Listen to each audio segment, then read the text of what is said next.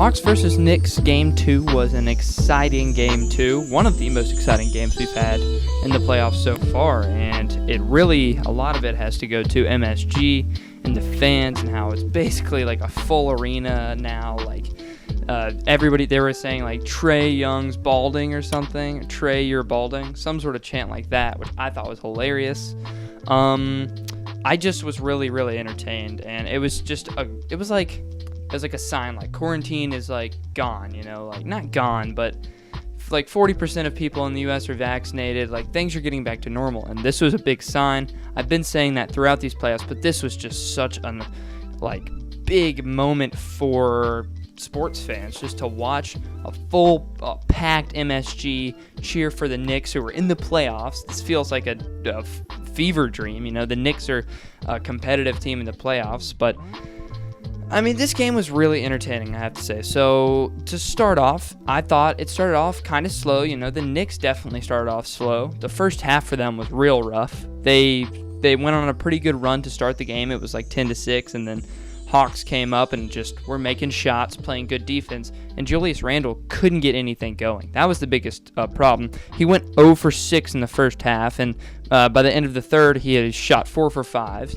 He was shooting well at the end of the game, but not in the beginning of the game when they were just getting started off. And I thought that mixed with the fact that they were relying on Derrick Rose to play basically the entire game was a bad sign for the future of this series, just because, Julius is going to probably have more off nights, especially if he's already had one.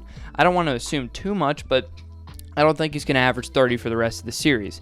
If he could average 30 for the rest of the series, I don't think that this series would be much of a competition, unless Trae averages 50, But I mean, Trae Young, his presence was felt crazily on the Hawks. Every time he's out of the game, it's like they're relying on Bogdan Bogdanovic, Kevin Huerter, and Danilo Gallinari to pick up the scoring slack. And plus, there just isn't as many wide open shots. Trae can create so well. I think that his playmaking is on full display this year, especially in these playoff series, and especially during this playoff series. I think that his playmaking has been pretty damn important to the Hawks' success. It's a big reason they won last game, and his 9 free throws. Obviously, I hate the way he gets free throws too, but it's working. He's doing what he can, and he's getting to the line.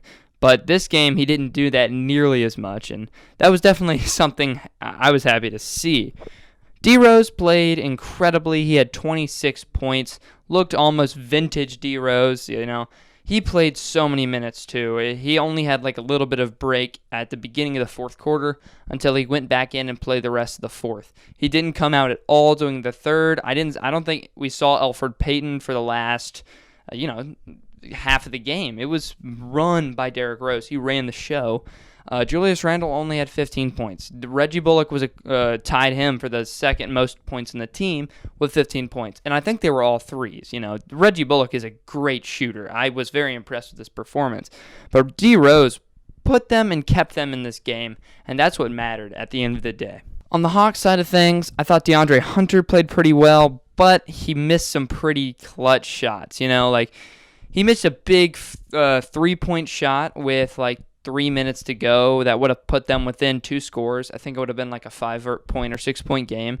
Then Trae was inbounding the ball, put a perfect pass, really a perfect pass from the other side of the court right in his hands for a little alley-oop layup, and he missed it. He bricked it. Then he gets to the line and misses his first free throw and goes 1 for 2. I was impressed with his ability throughout the game, but in those clutch moments when they needed him most, he did not show up. He didn't show up at all, and it's upsetting to say the least, especially if you are relying on him to become a franchise cornerstone like you did when you drafted him with a 6th overall pick. Or what was it? It was like 6. He was a very high draft pick, and it's upsetting, but at the same time, I think that, it's going to build character for him.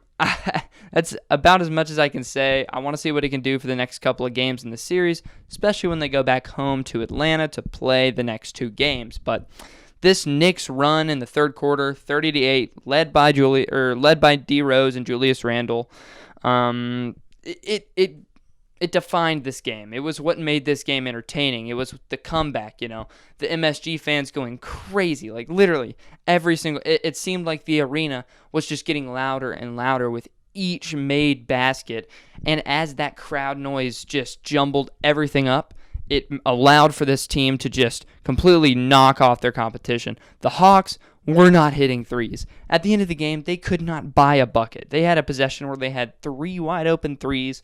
A really deep one from Trey, I would say ill-advised, but it's Trey Young. He can make those sometimes. He is no Damian Lillard, but, it is Trey. I'll give him that. Then he kicks it out to Bogdan Bogdanovic. He breaks it. Then kicks it out to DeAndre Hunter in the corner, and he misses it. It was pretty devastating if I'm a Hawks fan to just watch each attempt go rim out, rim out, rim out. Some important pieces for the Knicks in this game and for the rest of the series. Taj Gibson played fantastic. His offensive rebounding plus just he's a big body. He's still strong even though he's a century old.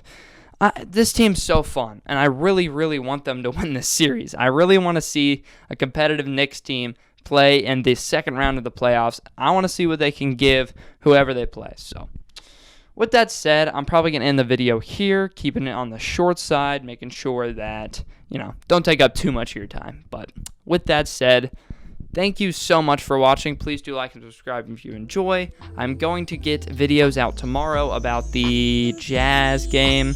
Probably won't talk about the Sixers game just because it wasn't too close. And with that said, thank you for watching, and peace.